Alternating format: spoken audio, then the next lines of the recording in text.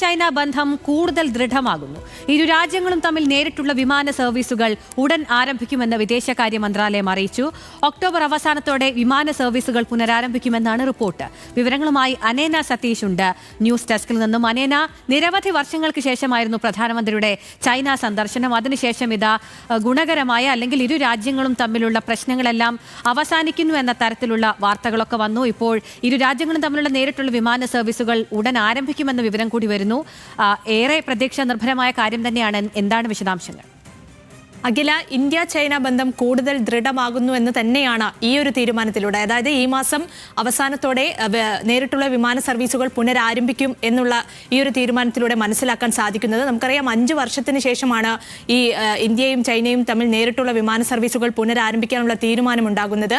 എന്തായാലും ഒക്ടോബർ അവസാനത്തോടെ ഈ സർവീസുകൾ പുനരാരംഭിക്കുമെന്നാണ് മനസ്സിലാക്കാൻ സാധിക്കുന്നത് എന്നാണ് വിദേശകാര്യ മന്ത്രാലയം ഇപ്പോൾ അറിയിച്ചിട്ടുള്ളത്. എന്തായാലും ഈ അമേരിക്ക ഇന്ത്യക്കുമേൽ ചുമത്തിയ ഇരട്ടത്തീരുവ ചുമത്തിയതിന് പിന്നാലെ ഏഷ്യൻ രാജ്യങ്ങളുടെ പിന്തുണ ഉറപ്പാക്കാനുള്ള ഒരു ശ്രമത്തിലായിരുന്നു ഇന്ത്യ. അതിന്റെ ഭാഗമായി തന്നെ ചൈനീസ് പ്രസിഡന്റ് ഷീ ജിങ് പിന്നുമായും പ്രധാനമന്ത്രി നരേന്ദ്രമോദി കൂടിക്കാഴ്ച നടത്തിയിരുന്നു.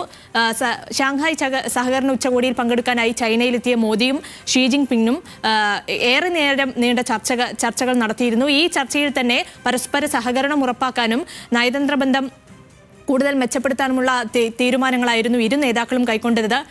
ആനയും വ്യാളിയും ഒരുമിച്ച് നീങ്ങണമെന്നായിരുന്നു ഇരു നേതാക്കളും തമ്മിലെ ചർച്ചയ്ക്ക് ശേഷം ഇരു നേതാക്കളും പറഞ്ഞിരുന്നത്. എന്തായാലും അന്ന് തന്നെ ഈ നേരിട്ടുള്ള വിമാന സർവീസുകൾ പുനരാരംഭിക്കുമെന്ന തീരുമാനങ്ങൾ അന്ന് തന്നെ ഇരു നേതാക്കളും അറിയിച്ചിരുന്നു.